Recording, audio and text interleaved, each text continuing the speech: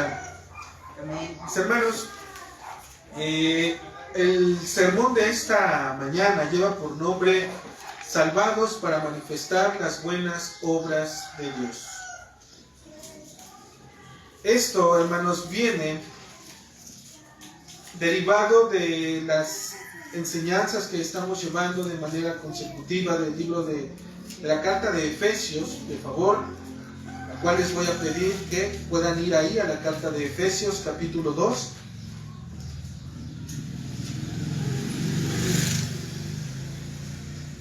Y vamos a leer, hermanos, capítulo 2 del versículo 1 hasta el versículo 10.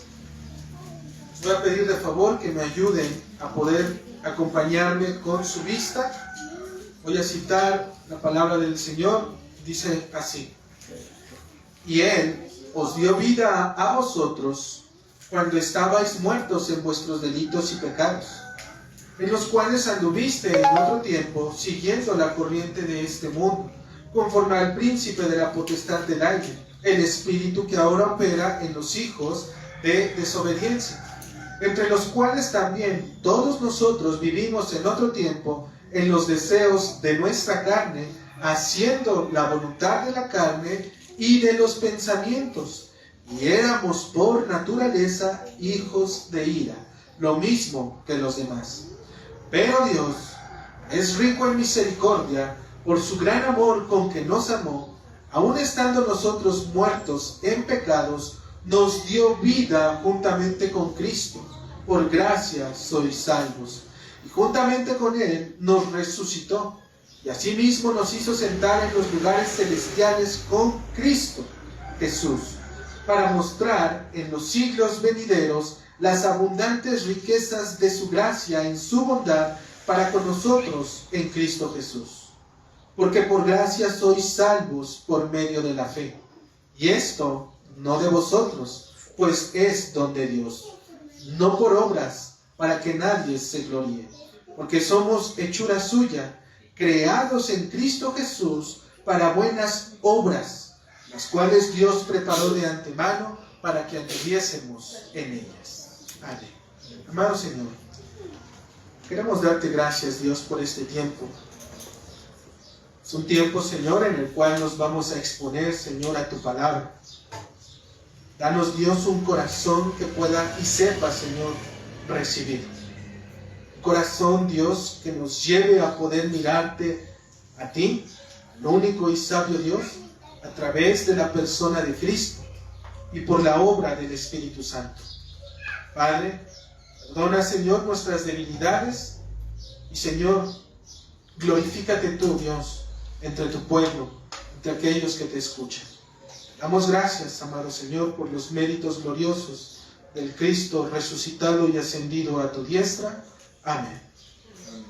Amados hermanos, entonces, como dijimos, la enseñanza va a estar centrada en lo que es Efesios capítulo 2, del versículo 8 al versículo 10. Y una recapitulación de lo que nosotros podemos, o hemos considerado, mejor dicho, de Efesios capítulo 2 del versículo 1 al 7 puede hacerse, hermanos, de la siguiente manera. En 1 al 3 dijimos que puesto que todos los hombres de manera universal están muertos en delitos y pecados. ¿Ok? Efesios 2 capítulo 1 al versículo 3 nos habla de que el hombre está imposibilitado porque está muerto. Está muerto, hermanos. No puede, no quiere y no desea venir a Dios porque está muerto. ¿Okay?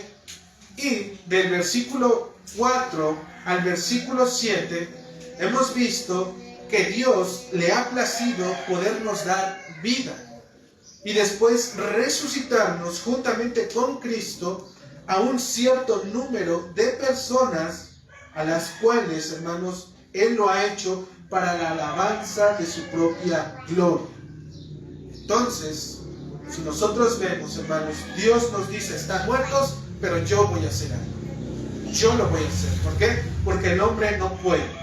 Entonces, Pablo le está escribiendo a la iglesia de Éfeso y es mayormente lo que le está diciendo. Y vamos a empezar, hermanos, tomando el versículo 8 que dice, porque por gracia sois salvos. Después de que Pablo les ha dicho que ellos eran hombres muertos en delitos y pecados, les dice que ahora Dios les ha dado vida, los ha resucitado y los ha puesto en lugares celestiales. Y Pablo les recuerda estas palabras: por gracia sois salvos. Y esto, hermanos, solamente es un eco de lo que ya se había mencionado precisamente en el versículo 5. Aún estando nosotros muertos en pecados, nos dio vida juntamente con Cristo. Y dice el autor: por gracia sois salvos. Nuevamente en el versículo 8 nos vuelve a decir: porque por gracia sois salvos. Algo nos quiere decir Pablo con estas palabras, hermanos. Definitivamente esta gracia es un texto, y mayormente en los textos de Efesios capítulo 2 versículo 8, es un texto que se dice y se cita muchas veces entre los cristianos. Cuando hablamos entre nosotros, cuando probablemente y estamos platicando con alguna otra persona, les decimos que por gracia somos salvos. Estas palabras, hermanos, nos permiten conocer precisamente el contexto religioso y cultural de aquella ciudad. Acuérdense que Pablo le está escribiendo a la iglesia ¿de qué? De Éfeso. Su prosperidad, nosotros sabemos que dependía ¿de quién? Dependía totalmente del culto a la diosa Diana, ¿verdad? Nosotros eso lo vemos en Hechos capítulo 19, en el versículo 25, cuando Demetrio, un platero, va y se queja, ¿verdad?, con aquellos hombres que son de su misma corriente, por así decirlo, porque él les va a decir: varones, ustedes saben que nuestras ganancias, dice, ustedes saben que lo que nosotros obtenemos viene directamente de toda esta obra que nosotros hacemos. ¿Y qué es lo que ellos hacían? Eran los templecillos de la diosa Diana. Eso quiere decir, hermanos, que realmente la abundante actividad comercial y la llegada de extranjeros hacia aquella ciudad era adornada también por aquellos majestuosos palacios y monumentos que ellos veían. Y sin duda, hermanos, despertaba el interés de muchos de ellos para poderse unir a las filas. ¿Por qué? Porque ellos adoraban precisamente a esta deidad. Y los hombres que vendían este tipo de estatuillas les decían: adora a la diosa Diana, porque mira cómo ella es que nos ha bendecido. Entonces ellos veían obviamente todos esos monumentos y decían: wow, verdaderamente la diosa Diana bendice.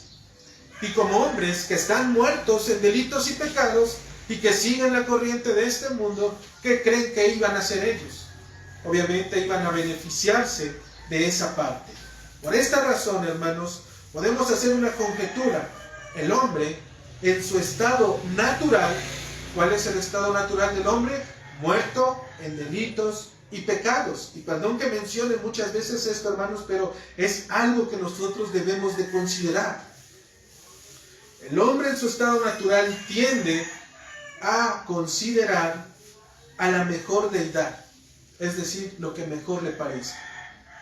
Y es totalmente libre de poder creer en lo que mejor le parece.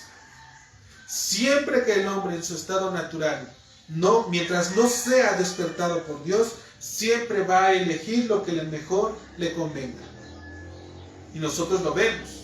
Hombres que adoran ciertas estatuas o que creen de cierta forma, cuando ya no les sirve ese tipo de comunión que mantienen ellos, se cambian inmediatamente al que sigue. Y si ese que sigue no les da o no les proporciona lo que ellos quieren, de manera automática, ¿qué es lo que hacen? Se vuelven a cambiar con esa otra estatua, con esa otra imagen. ¿Para qué? Porque ellos creen que ahora sí puede ser que los esté bendiciendo. Por tanto, hermanos, la llegada del Evangelio a esta ciudad, a la ciudad de Éfeso, va a ser un golpe muy duro que va a derribar los cimientos, o que va a hacer tambalear los cimientos sobre los cuales se estaba levantando y se estaba fundando esta ciudad, más bien que ya estaba fundada. Ya que su relación con la diosa Diana se basaba solamente en actos y sacrificios externos. Esto es lo que ellos hacían. Hacían actos y sacrificios externos que se comercializaban a través de ceremonias, a través de fiestas, y que obligaban a sus seguidores a poderles rendir culto. ¿Qué es lo que estamos diciendo, hermanos? al estar la diosa Diana, ser dueña o patrona de ese lugar, todas las demás personas que estaban a su alrededor o que eran habitantes de ese lugar, definitivamente tenían que creer en ella. Y la manera de poder creer en ella es haciéndole ceremonias que entre ellos mismos hacían. ¿Para qué? Para que también el comercio, porque acuerden que esta diosa era considerada como una diosa también de la fertilidad, de las buenas cosechas. Por lo tanto, todo ese comercio que se estaba llevando a cabo en ese lugar, al ver la majestuosidad de todo ello, ellos decían, definitivamente la diosa está contenta con nosotros, porque veían todas esas cosas.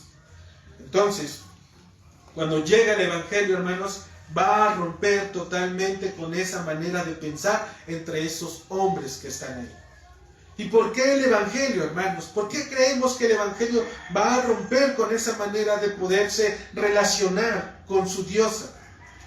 Porque, hermanos, el Evangelio de la gracia que Pablo presenta es totalmente diferente. Es totalmente diferente, hermanos. Es el Evangelio de la gracia. Es el Evangelio que nos llama y nos da salvación para que nosotros podamos ser librados de la condenación sin hacer nada. Los hombres en Éfeso estaban acostumbrados a hacer. Tenían que ofrecer sacrificios. Tenían que hacer ciertas ceremonias. Tenían que hacer y conservar ciertos hábitos. Y de esa manera ellos creían que esta diosa les respondía. Pero cuando llega el Evangelio de la gracia, dado por las personas que estaban ahí y posteriormente proclamado por Pablo, estas personas van a escuchar algo totalmente diferente, hermanos. Pablo les va a decir, ya no hay más que hacer cosas por los dioses, porque el Dios que yo les estoy presentando es un Dios que nos ha llamado a nosotros. Él nos ha escogido a nosotros. Nosotros jamás le escogimos a Él. ¿Por qué? Porque dice en Efesios capítulo 2, versículo 1 al 3, que los hombres estaban muertos en delitos y pecados. Por lo tanto, el hombre muerto en delito y pecado siempre va a tender a hacer cosas para poder agradar a sus dioses o en lo que él cree. Pero el Evangelio de la gracia, hermanos, no nos permite hacer nada. Porque el Evangelio de la gracia es de gracia. Y el que lo da es Dios. Y Dios no nos pide nada. Nada en absoluto. Por eso es que es de gracia.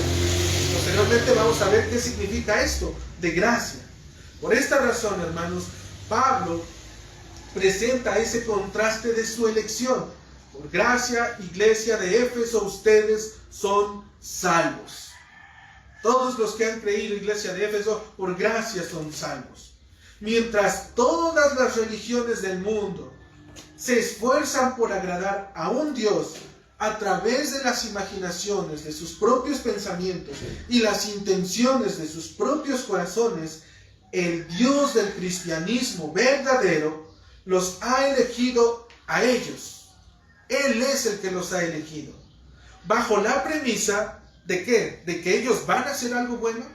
¿O que van a ser buenas personas? ¿O que tienen planes que van a agradar a Dios? Por supuesto que no, hermanos. Dios los ha elegido a ellos y nos ha elegido a nosotros y seguirá eligiendo a aquellos que tengan en consideración para vida eterna bajo la premisa de su propio amor que nace de Él mismo. Esto es lo que Dios les recuerda en ese momento a Pablo, a la iglesia de Éfeso, y que Dios ya había dicho también al pueblo de Israel en Deuteronomio capítulo 7. Ahí es donde también Dios les dice, no porque ustedes crean que son un pueblo mejor que las otras naciones. No porque ustedes sientan o se imaginen que son algo más que los otros. Porque ya dijimos, hermanos, que de manera universal el hombre está muerto en delitos y pecados. Y Pablo lo afirma posteriormente cuando dice en el versículo 3, entre los cuales también nosotros vivimos en otro tiempo. Gentiles y judíos muertos en delitos y pecados, por lo tanto Dios nos llama en esa misma situación a todos los hombres. El Dios del cristianismo verdadero, hermanos, nos ha elegido a nosotros. Nosotros jamás lo vamos a elegir a Él. Entonces, hermanos, el fundamento Y la causa de su salvación proviene precisamente de gracia. ¿Qué es esto, hermanos? Es un favor o mérito que Dios ha ejercido, ¿sí?, sobre un cierto número de criaturas. Es un favor, esta gracia es un favor que nos ha concedido Dios. Cuando nosotros ni siquiera lo buscamos, no lo queríamos, no lo deseábamos, no anhelábamos nada con Dios, Dios se presenta y nos da este favor, un mérito que ha ejercido sobre cierto número de criaturas, las cuales, hermanos, dice el texto, que eran merecedoras de su ira. ¿Qué es lo que sí merecíamos en ese estado? Su ira. Era para lo cual estábamos puestos, para dar a conocer la ira de Dios. Pero Dios cambia totalmente los papeles y ahora nos elige simplemente porque Él quiere y nos da vida eterna. Pero ahora, hermanos, aquellos que han sido llamados, dice Romanos 3:24, han sido justificados gratuitamente por su gracia. Su gracia, hermanos, el favor que Dios nos ha dado, nos ha declarado justos delante de Él. Dios es quien lo ha dicho. Dios es quien lo ha establecido. ¿Quién es el que condena? Es Dios el que condena. Dios es el que dice quién es aquella persona que está llamada para salvación y quién es aquella persona que está puesta para condenación. Pero puesto que Él mismo es el que perdona, ¿quién más puede decirle lo contrario? Aún el diablo, el Satanás, cuando va y se le presenta, no hay nada que pueda decir este arcángel caído. ¿Por qué? Porque obviamente Dios es el que ha sido justificado. Perdón, Dios es el que nos ha justificado. Y no hay nada en este mundo, hermanos, que nos haga pensar o hacer lo contrario. A menos que estemos navegando entre uno y otro pensamiento. ¿Sería realmente salvo? ¿O no seré salvo? Hoy me porté bien. Hoy creo que sí soy salvo. Pero si no, porque ayer no me porté tan bien. Yo creo que hasta el día de ayer no era tan salvo. Dios nos está diciendo, todos aquellos que estaban muertos en delitos y pecados y que Dios los ha llamado para darles vida eterna, los ha resucitado, los ha puesto en lugares celestiales, a estos Dios los ha llamado para ser salvos por su gracia. Y no hay quien nos pueda mover de ese lugar, hermanos. Nadie quien pueda arrebatarnos de ese lugar, ni nosotros mismos. No podemos quitarnos de ese lugar, hermanos, porque el que nos ha elegido, ¿quién ha sido? Dios. Él es el que nos ha elegido. Entonces, ¿qué es esto de su gracia? Es la manifestación, hermanos, que dijimos, del amor de Dios que expresa amabilidad, favor y buena voluntad. Particularmente, hermanos, debes de entender esto.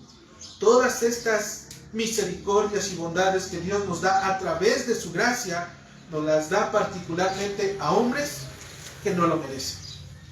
No lo merecemos. Y es que la gracia de Dios, hermanos, no debe de encerrarse solamente bajo un solo concepto.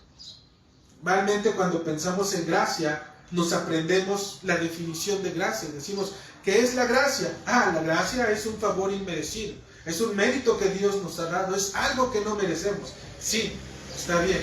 Pero ese concepto sería solamente encerrar todo ese concepto en un solo precepto.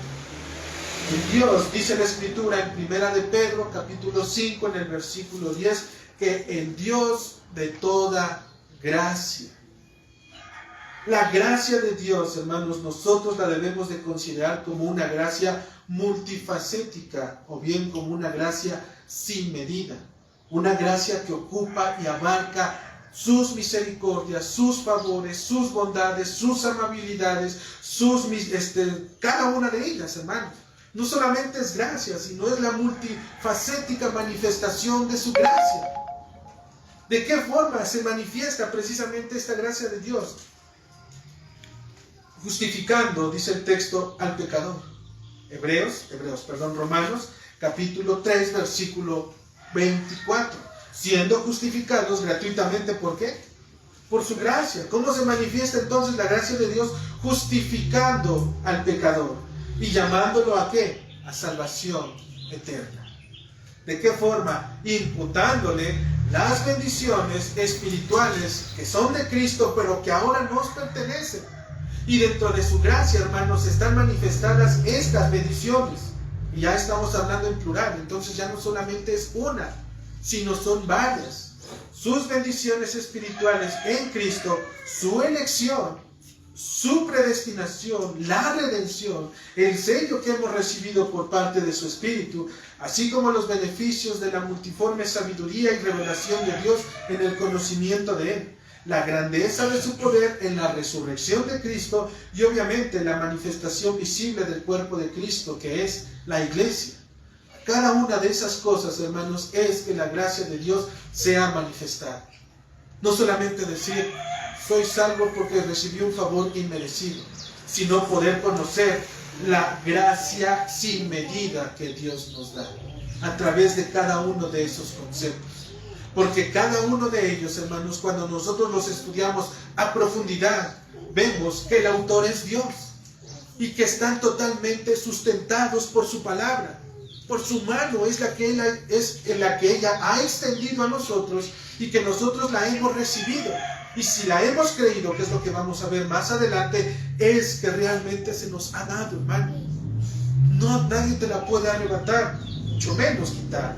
Ahora, ¿para quién es que se ha extendido, hermanos, esta gracia?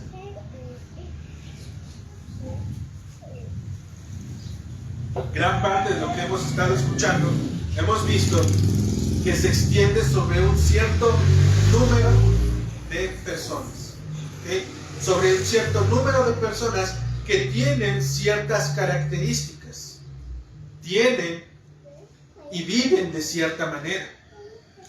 Normalmente, hermanos, se llega a creer que la gracia de Dios es para todos. Y cuando digo todos, me refiero a todo el mundo, de manera general, ¿sí? Eso lo conocen, hermanos, como gracia común, ¿okay? Cuando creen que la gracia de Dios es para todos, se conoce como gracia común. Pero cuando leemos las Escrituras, nosotros nos podemos dar cuenta que la gracia de Dios se extiende exclusivamente sobre de aquellos hombres que son salvos. Sobre aquellos hombres que son salvos es que la gracia de Dios se manifiesta. Es decir, la gracia y la salvación le pertenecen solamente a aquellos que son llamados hijos de Dios. Dice Hechos capítulo 4, les voy a pedir que me acompañen, Hechos capítulo 4.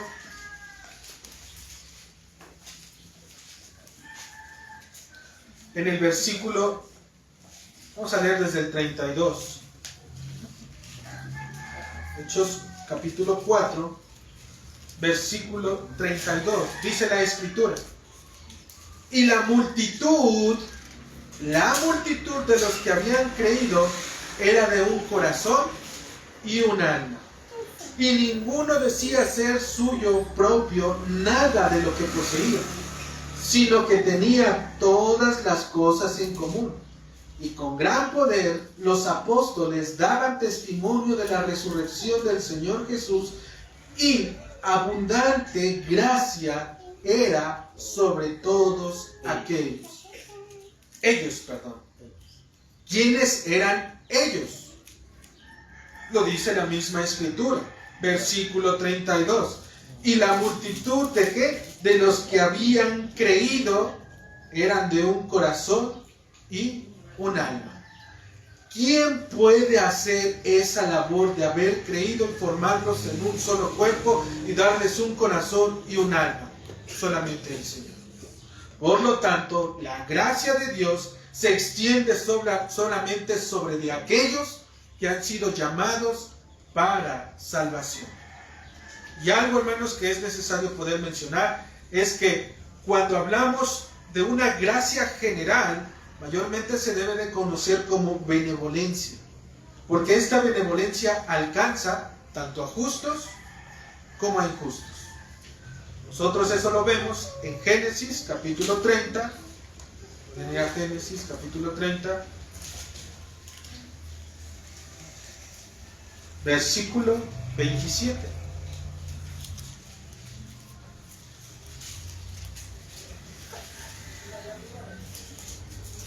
Génesis, capítulo 30, versículo 27.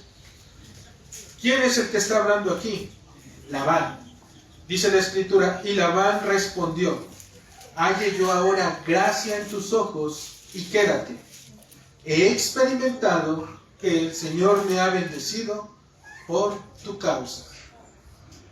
Labán está hablando de una gracia, pero esa gracia, cuando nosotros la buscamos en el significado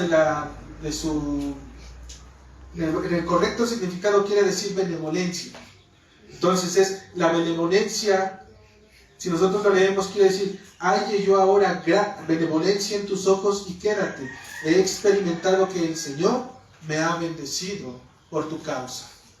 Labán, ¿quién era? ¿Era un hombre realmente justo delante de Dios? Por supuesto que no. Era un hombre que le había cargado, en este caso, la mano a Jacob, que lo había también engañado, así como Jacob engañó. Pero aún así, este hombre había sido bendecido. Por lo tanto, la benevolencia es lo que Dios extiende sobre su creación, y esto es sobre justos e injustos. Pero su gracia se aplica directamente sobre aquellos que son llamados hijos de Dios, los que están llamados para salvación, hermanos. Entonces, dice la Escritura, porque por gracia sois salvos. Y eso es lo que Pablo le está diciendo a la iglesia de Éfeso. Ustedes no buscaron al Señor, al contrario, estaban muertos. Y debo de recordar, hermanos, la otra vez que estábamos mencionando aquel feltro que está normalmente cuando la persona muere, esa persona que está ahí, independientemente de todo lo que nosotros hagamos, le digamos, aun cuando lo insultemos o le prometamos cosas y demás, está muerto. Está totalmente muerto. Esa es la condición que tiene el hombre cuando no ha sido llamado por el Señor. Es un muerto. Le podemos hablar de la palabra de Dios, pero decimos por ahí, le entran por un oído y le sale por el otro. No hay una afectación en su conciencia, su corazón está duro, rechaza totalmente la oferta del Evangelio de la salvación en Cristo y se cierra creyendo que él o ella tiene la razón. Por eso es que es una obra de Dios, hermanos. Hasta que Él despierta el corazón de las almas, hasta que Dios pone a su espíritu y nos da y nos levanta para poder escuchar las maravillas y las excelencias de Dios, es cuando un corazón ama y abraza la palabra de Dios. Por gracia sois salvos. Sigue diciendo nuestro texto, por medio de la fe. Si el hombre, hermanos, ha de ser salvo, es, como dijimos, por la gracia de Dios. Y en virtud de ello, es equipado para que la mente y el corazón puedan recibir lo que Dios ha dado. ¿Qué es esto? Un regalo, un obsequio. ¿Cuál? La fe. Él es quien la otorga gratuitamente sobre aquellos que son llamados. Dios mismo es el que nos está diciendo, si ustedes son salvos es por mi gracia. ¿Okay? Pero no solamente se queda ahí, sino que obviamente nos dice, pero hay un medio para poder recibir esa gracia. Pero tampoco es como que, bueno Señor, entonces dime cuál es para yo poder saber cuál es y poderla tomar. Porque aún esto no nos pertenece, sino que es un don de Dios. Es un regalo que el Señor también nos ha dado cuando nos ha llamado para salvación. La multiforme gracia de Dios, hermanos, manifestada en cada una de sus bendiciones, le son otorgadas al creyente. Este es el alimento, la gracia de Dios es el alimento que nutre al alma del cristiano. Por la gracia de Dios, hermanos, nosotros debemos de saber que cada una de las doctrinas que nosotros vemos en la Escritura es lo que realmente alimenta nuestra alma, nuestro espíritu. La doctrina, imagínate, ¿cómo sé que realmente soy una persona salva? Porque ya entonces me puse a poder investigar y a poder saber que hay una doctrina que se llama la elección. Y que esa elección me da la seguridad de mi salvación, porque el que me ha llamado, ¿quién ha sido? Dios. Dios es el que me ha llamado, por lo tanto, Él me ha elegido. ¿Desde cuándo? Dice Efesios capítulo 1, en el versículo 4, nos escogió en Él antes de la fundación del mundo. Y tú dices, desde antes de que estas cosas existieran, Dios ya me había escogido. Dios ya te había escogido. Él ya tenía precisamente todo esto, tu vida, tus planes, lo que tú eres, tu familia, a dónde estás, lo que estudiaste o lo que no estudiaste, independientemente de todo, Dios ya lo tenía preparado. Y si eres escogido, es para que aún entre todas estas cosas tú puedas llevar, en este caso, y proclamar esa gracia que Dios te ha dado, manifestando su salvación. Entonces, hermanos, cuando estas cosas se examinan, se conocen y se practican y se viven, obviamente, entonces el creyente puede recibirlas realmente en su corazón. Pero ¿cómo las recibe? ¿Por medio de qué? Por medio de la fe. Simplemente las cree. Porque el que lo dijo, ¿quién es? ¿El hombre? No lo dijo el hombre, hermanos. Si lo dijo el hombre, entonces sí, preocúpense, tengan miedo, estén inquietos.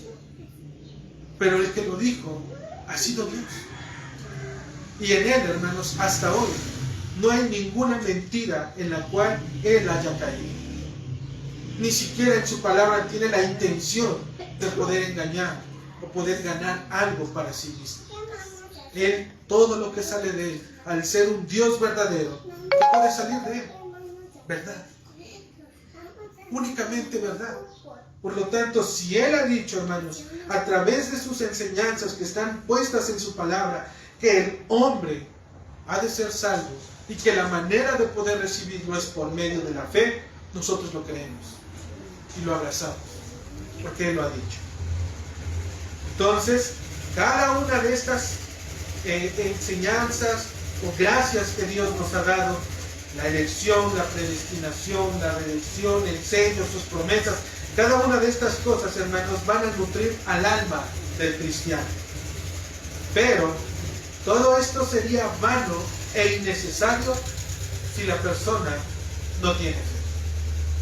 ¿De qué te serviría conocer que eres elegido desde antes de la fundación del mundo, hermanos, si no tienes la fe para poder aceptar y recibir lo que Dios ha hecho a través del sacrificio de Cristo? ¿De qué serviría? ¿De qué serviría que somos libres de la condenación del pecado, que somos llamados por Cristo y ahora hemos sido puestos en lugares celestiales, si no lo creemos?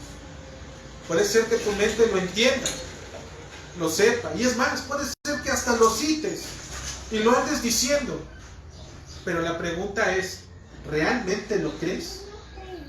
Porque si no lo crees, hermano, hay un problema. Y no porque tú tengas o causes esa parte en donde digas, híjole, si yo no lo creo, entonces la palabra de Dios no tiene efecto. No. Sino que realmente, si nosotros no lo podemos llegar a entender ni comprender, esto se va a ver afectado en nuestra vida. Porque vamos a estar cavilando entre dos pensamientos. Un día sí y otro día no. Un día me divierto en el mundo y otro día soy cristiano. Un día tengo el pie en la iglesia y otro día tengo el pie en el mundo. ¿De qué sirve entonces que la persona conozca que Dios le ha salvado de los terrores y castigos del infierno si esta misma persona permanece y vive indiferente, revolcándose en el pecado? Pero cuando se tiene fe de lo que Dios ha dicho y ha hecho, entonces esta misma persona se aparta obviamente de vivir de manera pecaminosa, busca el perdón de Dios y su consuelo, el cual es manifestado en Cristo, y es aquí entonces que vemos la mano de la fe recibiendo lo que Dios nos ha dado de manera gratuita. Un predicador decía, hermanos, que simplemente la fe es una mano extendida, esperando recibir algo. Y ese algo es precisamente lo que Dios nos da. Porque en nuestras manos no llevamos nada. No hay nada por lo cual Dios nos pueda salvar, o lo que seamos, o quien vayamos a ser. Delante de Dios, acuérdense, estamos muertos en delitos y pecados. No podemos hacer nada. Es Dios quien tiene que hacerlo. Por eso mismo, hermanos, es que esa parte en donde muchas veces, no voy a negar, hermanos, que realmente Dios obra, y nosotros lo sabemos que Él obra de manera soberana. Y a Él le ha placido poder manifestar, ¿sí?, su salvación exclusivamente mediante Cristo. Es el único medio por el cual nosotros podemos ser salvos. Pero cada uno de nosotros, hermanos, tenemos un testimonio. Cada uno de nosotros hemos sido llamados. A veces, hermanos, las personas en las iglesias, cuando son llamadas en multitud a poder acudir a presentarse delante del púlpito y hacer una confesión de fe, podrán ser contadas y decir, se acercaron más de 140 personas a recibir a Cristo. Pero el error del hombre es creer que esas 40 personas han sido salvas y las declaran como salvas. Y la persona simplemente por hacer una confesión cree que ya lo es, pero nunca fue confrontado con su pecado. Y ese es el problema, hermanos, porque cuando vemos las Escrituras nos dice que Él nos dio vida cuando estábamos muertos. Y cuando tú le preguntas a esa persona, ¿cómo es que recibiste vida en Cristo?, ella te dice, pues es que un día yo tenía problemas y yo le dije a Dios que si existía me ayudara. Y me ayudó, y ya a través de ello fui creyendo poco a poco. Pero le preguntas, ¿y nunca te diste cuenta que estabas muerto en delitos y pecados? Que eras un hombre apartado y condenado porque simplemente eras enemigo de Dios. Nunca se dan cuenta de ello, porque llegan a Cristo creyendo que son buenas personas, que por cuanto son o hacen ciertas cosas, no son tan malas como los que están. ¿Dónde? Ahí es el error de las personas. Nuestra maldad, la maldad del hombre, se compara muchas veces con la de los hombres que están encerrados en las cárceles. Ellos dicen, ellos sí son personas malas, porque por eso están encerrados. Pero hermanos, sabemos que el Señor, independientemente que si estés encerrado o estés libre, Dios mira el corazón. Él sabe realmente de dónde es que nosotros confiamos. Realmente conoce nuestro pecado.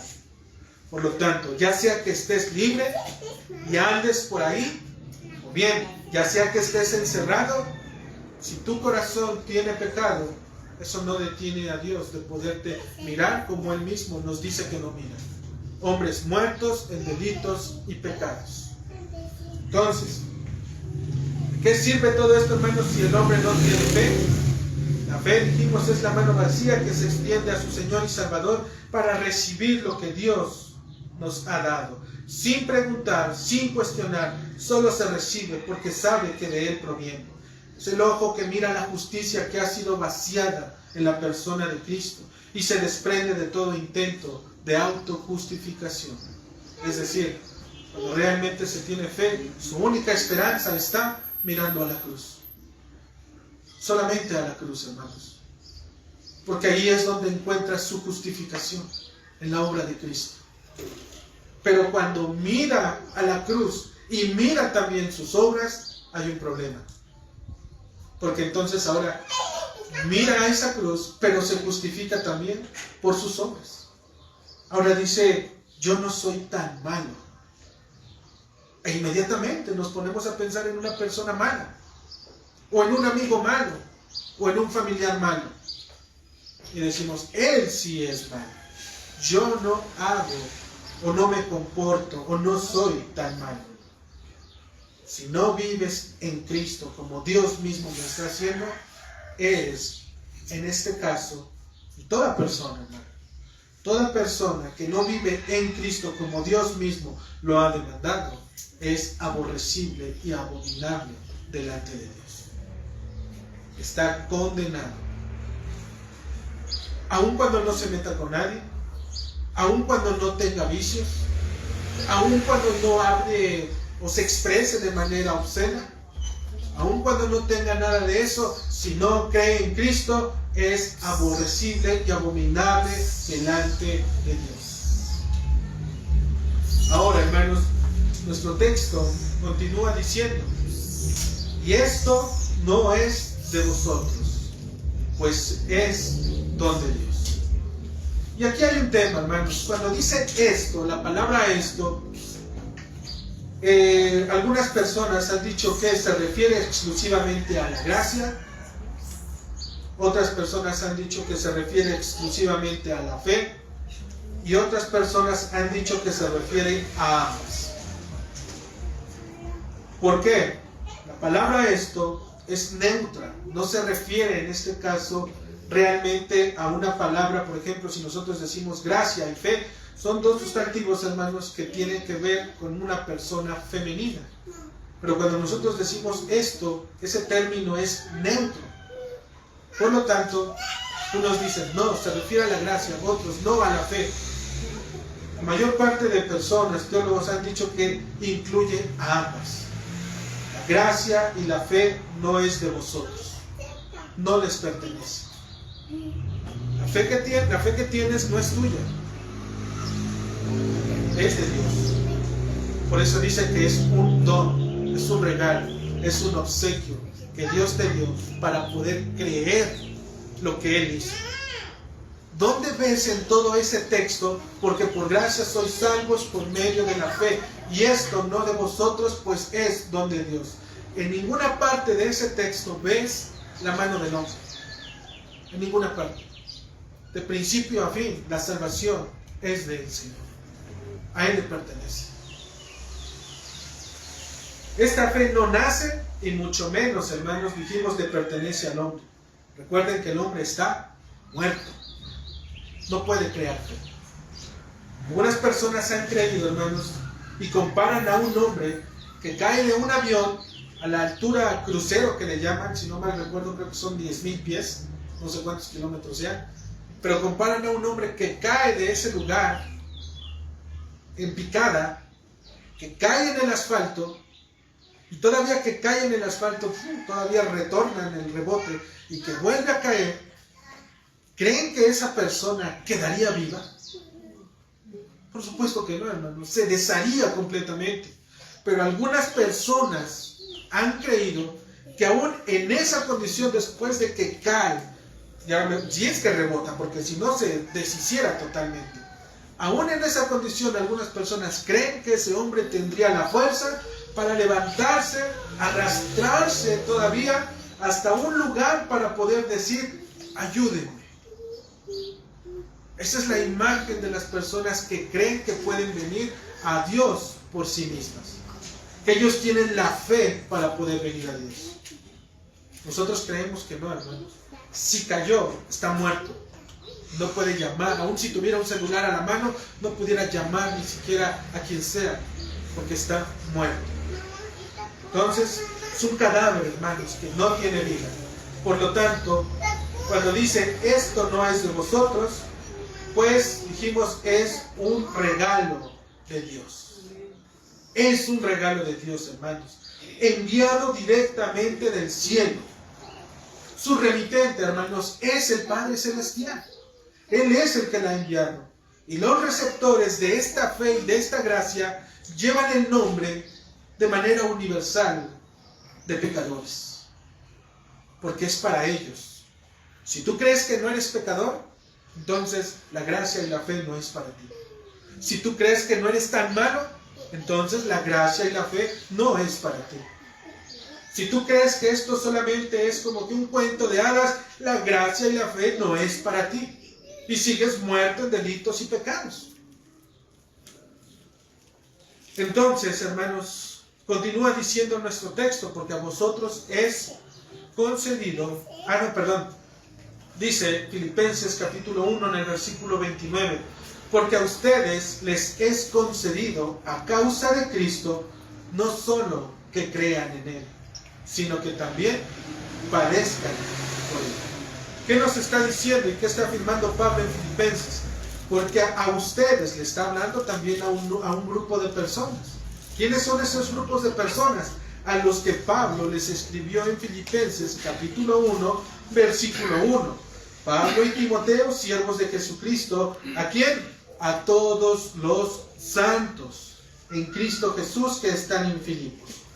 A esos santos, llamados y salvos por gracia, por medio de la fe, es que Pablo les dice, a ustedes también el Señor les ha concedido, por causa de Cristo, no solo que crean en Él, no les ha dado solamente la fe, sino también que padezcan por Él. Aún las aflicciones, hermanos, son la manifestación de la gracia de Dios que vive en aquellos que han creído. ¿De qué manera, se demostraría que somos hijos de Dios? Si nuestras aflicciones no nos llevan a descansar en Cristo. Entonces, nuestra fe, hermanos, deberíamos de considerar que puede estar siendo probada. Si nuestras aflicciones no nos llevan a poder descansar a Cristo y a mirar a Cristo, puede ser que entonces, ¿qué? Nuestra fe esté siendo probada. ¿Para qué? Para demostrar si realmente estamos en esa condición. Nuestro texto, hermanos, continúa diciendo en el versículo 9, no por obras, ¿para que qué? Para que nadie se gloríe. No es por obras para que nadie se gloríe. La tendencia natural del hombre nunca va a estar quieta. ¿Sale? Nunca se está quieta, hermanos. Siempre va a querer de una u otra forma operar con beneficio de lo que Dios ya ha hecho. Es decir, quiere una porción. Dios ha dado por gracia la salvación eterna por medio de la fe. Esto hace, hermanos, que toda gloria le corresponda al Señor. Pero lamentablemente, el hombre inconscientemente quiere una porción dentro de esta salvación. Y la manera de manifestarlo, aun cuando ellos mismos argumenten que no es así, es a través de las obras. Las obras, hermanos, es lo que el hombre va a querer hacer para tratar de justificarse delante de Dios. Y Pablo lo sabía.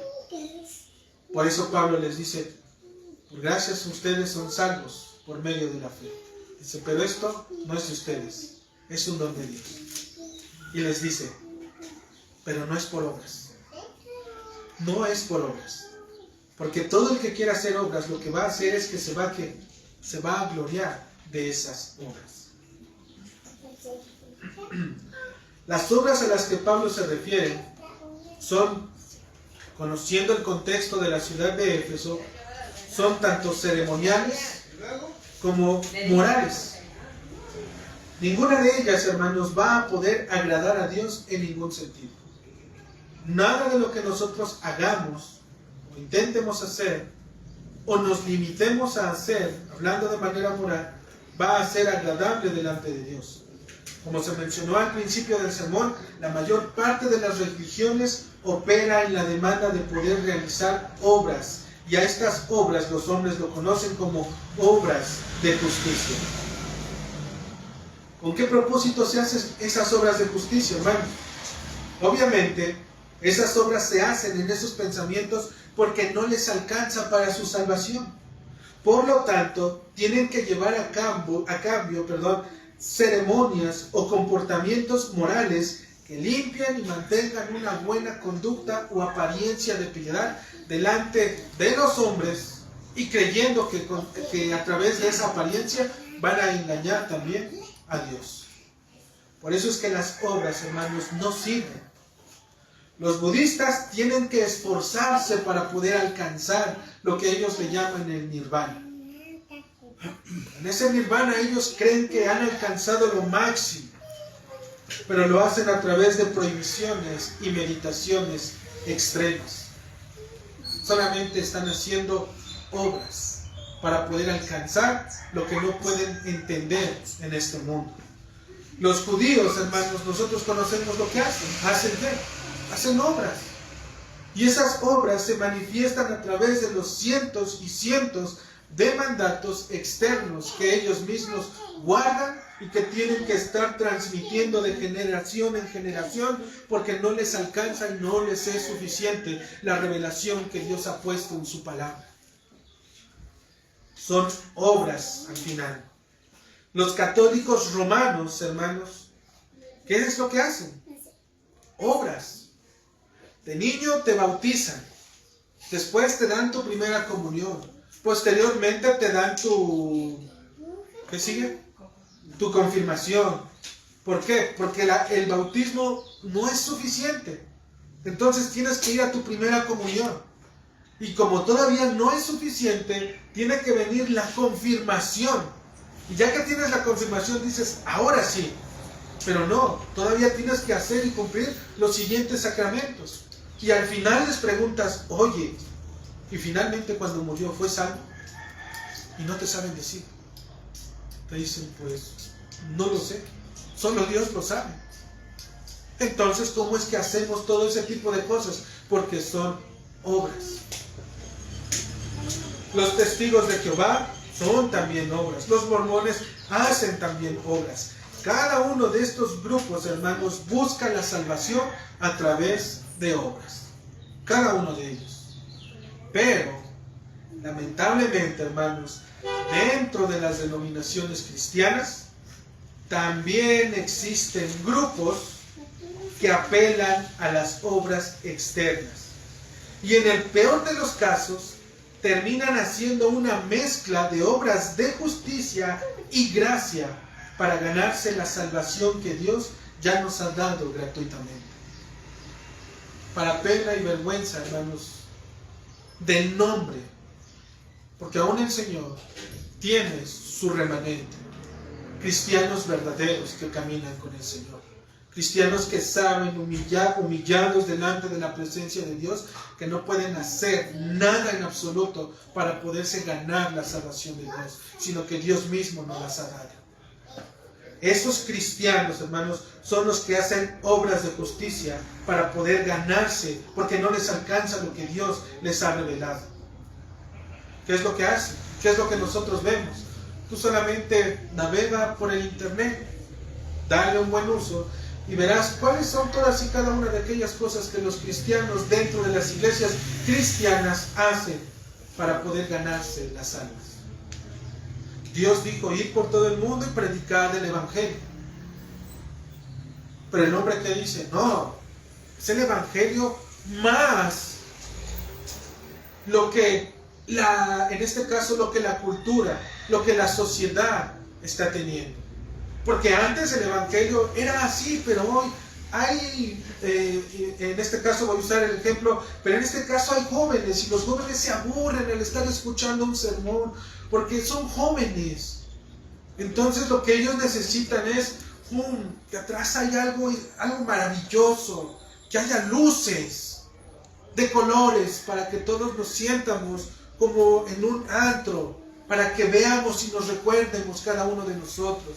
Vamos a poner letras fosforescentes en las paredes. ¿Para qué? Para que resalte todo esto. Vamos a traer grupos de alabanza, de danza, para que ellos también sientan y se conecten con el Dios que los ha llamado. ¿Ves cómo no es suficiente el evangelio? Estos cristianos tienen que tener el evangelio más todo lo que se le añada. En los tiempos de Pablo, en los tiempos de los padres de la iglesia, en el tiempo de los puritanos, en el tiempo de los reformados, ¿crees que había todo eso? ¿Crees que había ese tipo de cosas? No, hermanos, no lo había. Lo único que se hacía era predicar el evangelio. Lo único que se hacía es poderles decir, arrepiéntete, porque si no te arrepientes hoy y mueres, estarás delante de la presencia de Dios y Dios mismo te va a juzgar. Dios mismo te va a llamar a salvación y ya no va a haber más perdón. Que era lo que los despertaba el evangelio, la obra de Cristo, su sacrificio, sus misericordias, el hecho de saber que por gracia sois salvos. Así que si hoy alguno todavía está luchando con esa parte de sí, de no, hermano, la Escritura solamente te dice arrepiéntete, porque las obras son innecesarias y no sirven. Son cargas que se le añaden a otras personas, y estas otras personas después los vemos cuando salen, inclusive ahora en los púlpitos. Ahora vemos a personas disfrazadas predicando el Evangelio. Vemos que salen a compartir el Evangelio disfrazados o haciendo mecánicas o prácticas o cosas para que la gente pueda llamarlos. Y ahora el Evangelio es un Evangelio de risa, es un Evangelio en donde se ríen, es un Evangelio en donde siento cómodo ir porque me conecto con todos los demás. Ya no es un Evangelio en donde voy realmente arrepentido porque la gracia de Dios me ha salvado. Ya no es suficiente. Las obras, dice Pablo, no sirven. ¿Por qué? Porque inclusive si estas obras, si llegase, supongamos que por algún momento, hermano, esas obras te añadirían algo, y llegaras a morir y estarías delante de la presencia de Dios, ¿sabes qué pasaría? Dice el Señor cuando le pregunta a aquel varón: amigo, ¿qué haces aquí? O alguien le preguntará: ¿cómo es que llegaste aquí? Un cristiano, verdadero cristiano, ¿sabes qué contestaría? Diría: no lo sé, estoy aquí por causa de Él. Porque por su causa es que yo vine a este lugar. Yo no hice nada, Él lo hizo todo. Pero una persona que se jactaría de sus obras diría en ese lugar: ¿por qué causa estás aquí? No, es que en algún momento estaba en una situación otra vez penosa, tuve una enfermedad y le pedí al Señor y Dios cumplió, y entonces yo le dije que me iba a esforzar. Todos los días me esforcé y me esforcé y me esforcé, y llevaba yo alimentos y hacía yo esto y celebraba yo esto y esto, todo para la gloria de Dios. Entonces tú le preguntarías: entonces, ¿por esa causa es que estás aquí? Sí, porque yo le dije al Señor. Sonaría raro entre muchos verdaderos cristianos. Todos mirarían y pondrían sus ojos y sus esperanzas en Cristo, y Él fue el único que dijera: sí, en Él, pero yo también. Fue por mi causa también. Él tenía algo de qué gloriarse. Ese sería sacado precisamente de ese lugar, porque no le pertenece estar ahí. La prohibición de las obras, hermanos, tiene un propósito del plan de Dios. Y este es, como dijimos, para que nadie se jacte. Para que nadie piense por un solo momento que se le debe algo, o que debe de recibir más de lo que se le ha dado. Si el hombre pudiera añadir algo a su salvación, dijimos, definitivamente buscaría la oportunidad para hacerlo saber a donde quiera que él estuviera. Cualquier obra de justicia que el hombre intente o haga creyendo que de esa manera agrada a Dios, simplemente termina, dijimos, siendo desagradable delante del Señor. Dios lo abomina y lo detesta. Así que si alguien se va a gloriar, dice la Escritura, gloríese en el Señor, en lo que Él ha hecho. Ni más ni menos. Siendo Dios el autor de la salvación, nadie mejor que Él, hermanos, para mostrarnos lo que realmente le agrada. Y esto viene en su palabra. ¿Quieres agradarle a Dios? Lee su palabra, Señor. Obedece su palabra. Porque somos hechura suya, dice el texto, creados en Cristo Jesús para buenas obras, las cuales Dios preparó de antemano para que anduviésemos en ellas. ¿Qué propósito tenía el podernos salvar gratuitamente por medio de la fe y no por obras? Para que nosotros seamos hechura suya, creados en Cristo Jesús para manifestar las buenas obras de Dios. Una vez que la gracia de Dios obra en el alma de la persona y la lleva a considerar a Cristo como el autor y consumador de la fe, es que podemos considerar que esta alma ha sido realmente regenerada. Por tanto, el alma regenerada pasa a ser hechura suya.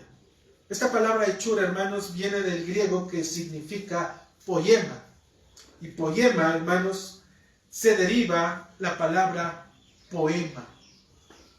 Por tanto, la obra de gracia que Dios hace en el alma de la persona da la apariencia, tiene la estructura, tiene un diseñador de un poema que ha sido escrito por la misma mano de Dios. Y esto es hermoso, porque el que lo ha hecho es Dios y no el hombre. Hemos sido creados, hermanos, en Cristo Jesús para buenas obras. Hemos sido creados en Cristo. Antes, ¿qué éramos? ¿Éramos qué? Pecadores. Pero ahora Dios, por su gracia y por sus misericordias, nos ha creado, ¿sí? Nos ha hecho nuevas personas, nuevas criaturas en Cristo. Y por lo tanto, nuestras mentes y corazones están preparados, no por nuestros esfuerzos, sino por Dios que lo ha hecho y nos ha hecho aptos para poder realizar y hacer y andar en esas buenas obras. Las buenas obras, hermanos, son la consecuencia y la evidencia de que hemos sido creados nuevamente en Cristo. Hermanos, Dios, en contraste, con el versículo 2, cuando dice, en el versículo 2, en los cuales anduviste en otro tiempo. Cuando estabas muerto en delitos y pecados, anduviste en otro tiempo, es decir, pisabas constantemente esos lugares.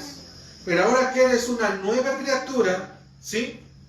Dice el Señor, para que andemos en buenas obras, las cuales Dios preparó de antemano, para que anduviésemos en ellas. Ahora, ese andar de un hombre pecaminoso, cuando Dios nos salva y nos da sus misericordias y nos concede la fe, ahora nuestro andar debe de ser, en buenas obras.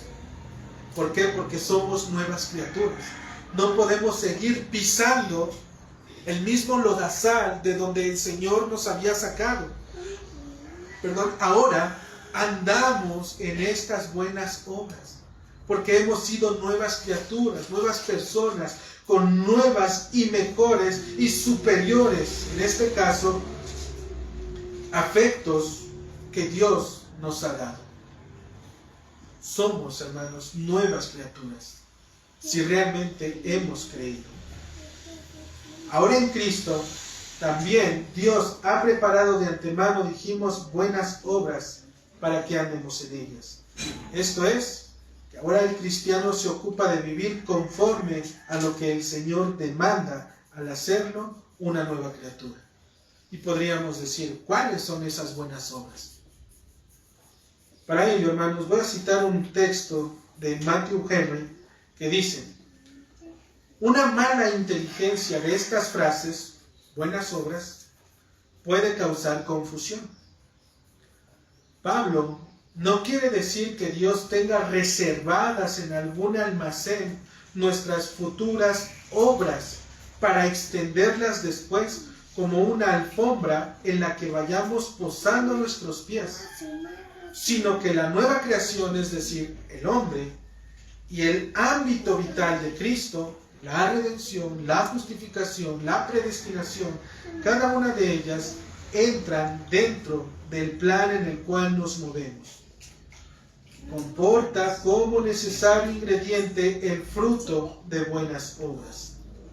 Junto pues con la gracia salvífica y la capacidad de creer, Dios dispuso de antemano que adoptásemos una conducta consecuente con la fe que hemos profesado. Y esa conducta, esa andadura, está orientada hacia el bien obrar. Quizás pueda ayudar esta ilustración. Al salvarnos, Dios nos pone en buen camino, nos da una buena luz y nos proporciona unos buenos pies. ¿Qué está diciendo el autor, hermanos? Que las obras no son cosas como que Dios tuviese en un depósito. Como antes no lo conocíamos, ahora mira, como ahora me conoces, estas son las buenas obras. Las buenas obras, hermanos, nacen de un corazón regenerado, de un corazón cambiado. Estas se manifiestan en nuestro caminar con Dios. son respaldadas precisamente por la evidencia de la transformación que hemos recibido al poder creer en la obra de Jesucristo. Y se espera, hermanos, que podamos caminar en ellas, es decir, andando, perfeccionando el fruto de la evidencia, lo cual es muestra o prueba de nuestra salvación. Las buenas obras, hermanos, nacen de un corazón regenerado, de un corazón que entiende por qué está ahí y qué es lo que ha hecho Dios. Las buenas obras también cumplen la palabra o buscan cumplir la palabra de Dios. Y también las buenas obras, mis hermanos,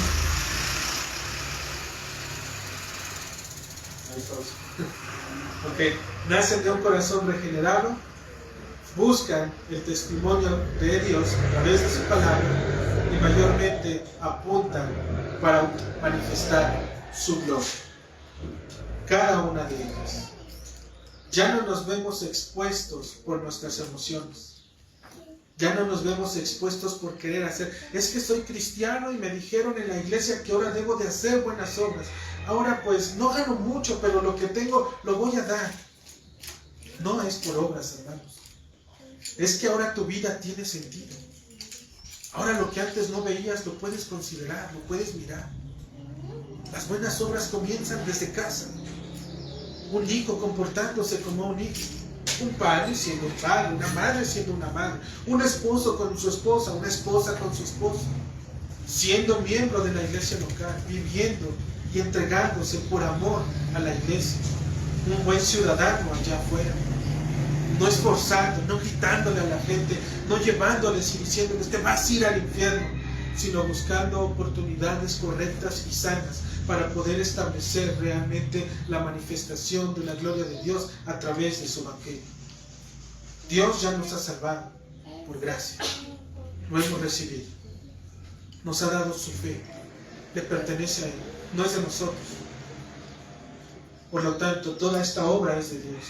Y ahora que Dios nos ha salvado por su gracia, nos prepara para que podamos andar y caminar sobre esas buenas obras, manifestando el Evangelio de Cristo. Y mayormente que nuestro carácter sea visible a la luz de la palabra. Ahí es donde Dios es glorificado. Ahí es donde somos hechura suya. Somos un poema escrito por la mano de Dios. Un poema que viene directamente del reino de los cielos. Pero esa obra es de Dios, no es nuestra. Es del Señor. Todo lo bueno que hay en ti, hermano, que puede haber en ti, no te pertenece, es del Señor. Por eso a Él es la gloria. Amén. Amén. Amado Señor, gracias.